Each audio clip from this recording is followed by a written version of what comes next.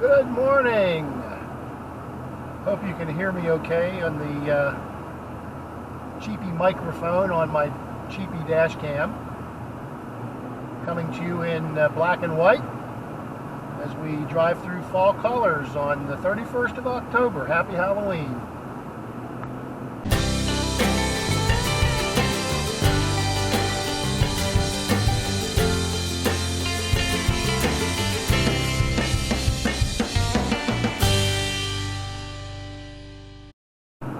Climbing Laurel Ridge on U.S. Highway 22, the William Penn Highway. Heading for my hometown of Chambersburg for a few days, and I'm going to make a couple of side trips on this drive today to follow up on that video about the speeder ride on the East Broad Top Railroad a couple weeks ago. So I hope you'll enjoy it. Whoa, looks like we're going to go into some fog up here on top of the mountains.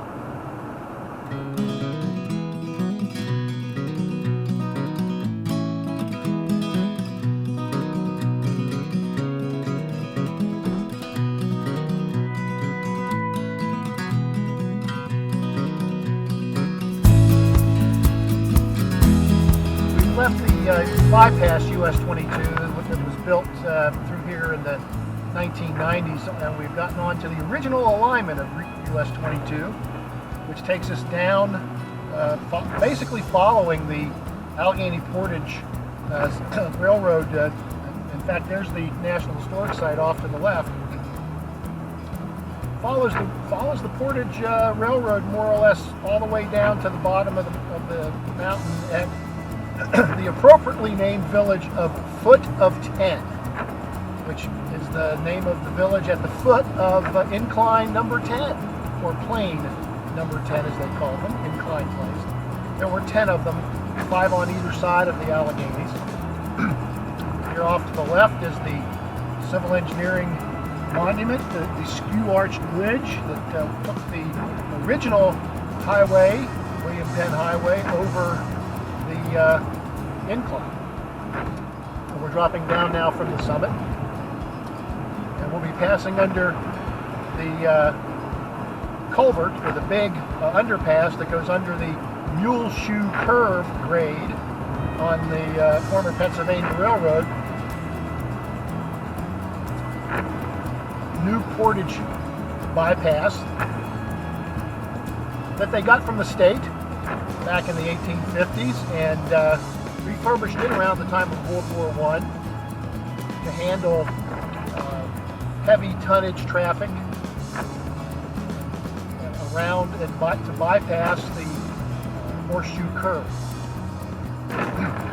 And there are videos, by the way, on two of the things that I just talked about. One of them on the picnic area up at the Portage National Historic Site. I'll put a link to that in the description. And coming down here to the Muleshoe a couple of years ago, one of my very first videos, a history hike on the trail that basically is part of the state game lands and the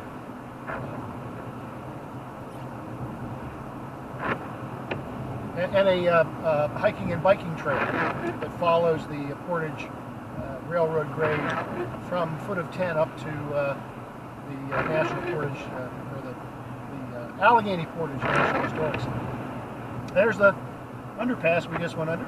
You might recognize that from the video thumbnail. I'll put a link to that video down in the description below as well. Okay, we're heading into Hollidaysburg, Duncansville, and not necessarily in that order. This is Duncansville.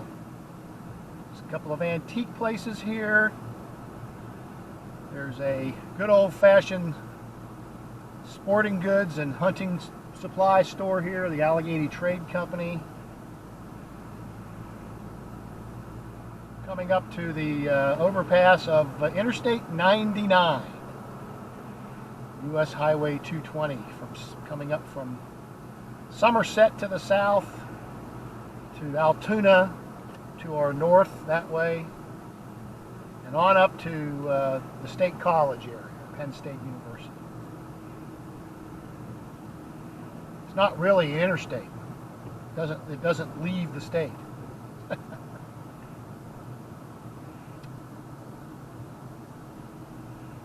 Here's the Everett Railroad's operating hub. They've just finished their fall foliage excursion season behind steam. It's an industrial short line, basically, that took over from Conrail. Well, actually, I think it took over from Penn Central. No, it took over from Conrail. Conrail sold off the unprofitable Bedford branch, and it had been abandoned almost all the way down, halfway down to Bedford. From there south, it had been abandoned after the Hurricane Agnes flooding during the short Penn Central era.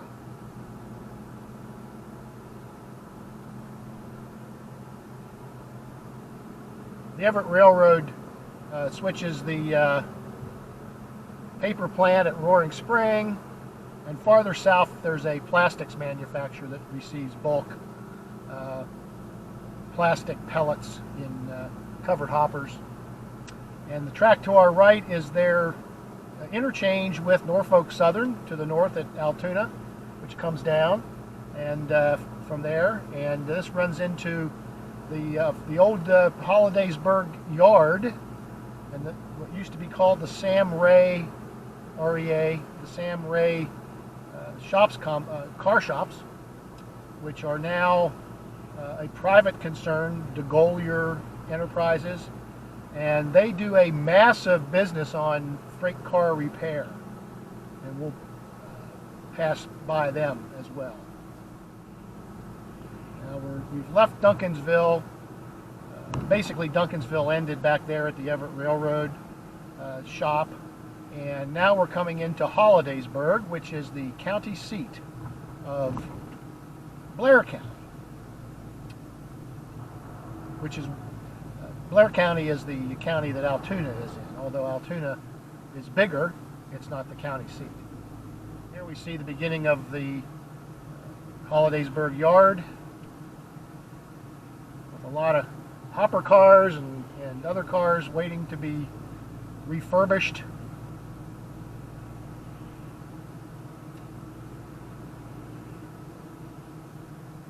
Municipal and county buildings off to the left.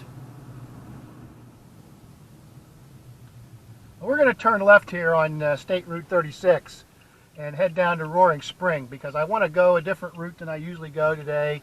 We're going to go up over Broad Top Mountain, and we're going to follow the pitiful remains. Let's go. Come on, wakey wakey.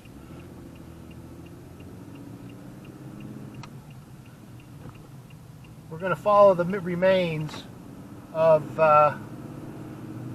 two coal hauling short lines. One the standard gauge Huntingdon and Broad Top Mountain, and the other the narrow gauge East Broad Top. Looks like there's still some color left down here now that we've gotten down off the mountains. Although things are getting a little sparse.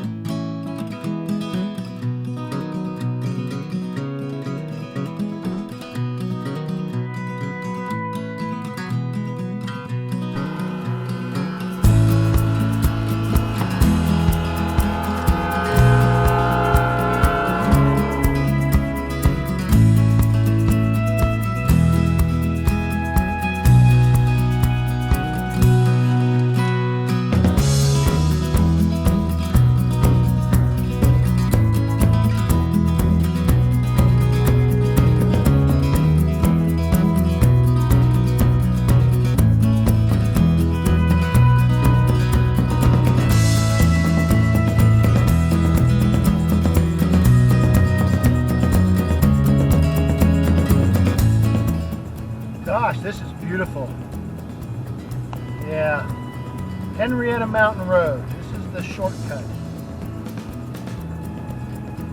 over into Saxton, PA, Bedford County.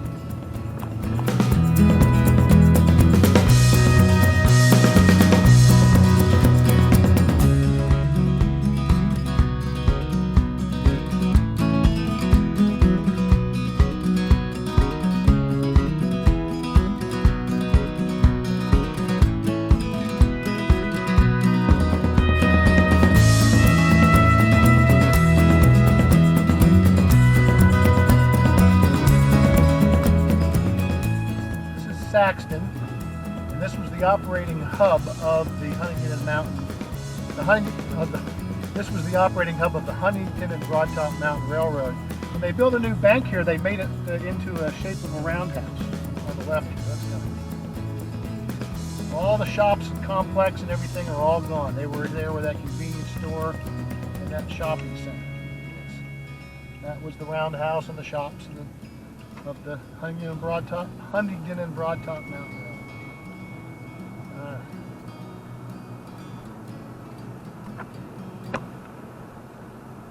Now we're on State Highway 913, and we're going to start to climb up into the Broad Top coal field.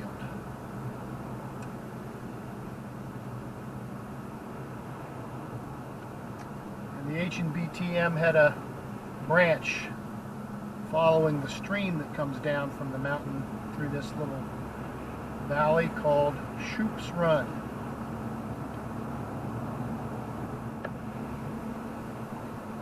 Here's Dudley, and this collection of small structures from the Huntingdon and Broad Top Mountain in this little Loki, which nobody seems to, well, I don't know where it came from. It's definitely not an H&BTM engine. But it's there.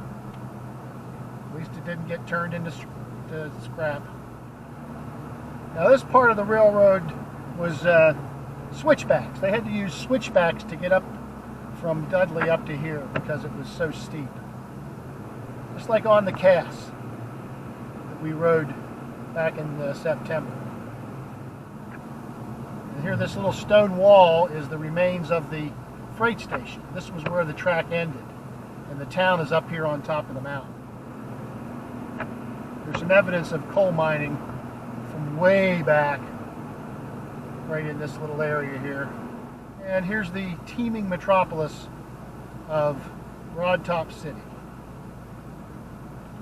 I might make this into two separate videos. One on the climb up and one on the other side here, which we're going to do. I'm going to follow the East Broad Top Railroad from Robertsdale in the Broad Top coal field to Orbizonia Station and Rock Hill Furnace. So if I do that, I'll see you back for part 2.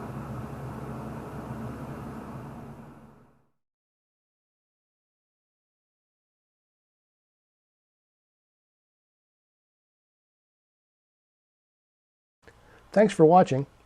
Please click the thumbs up icon to like the video and share with your friends via email or social media. I'd love to have you subscribe, and if you do, please click the little bell icon so you'll get notifications whenever I post a new video. Goodbye.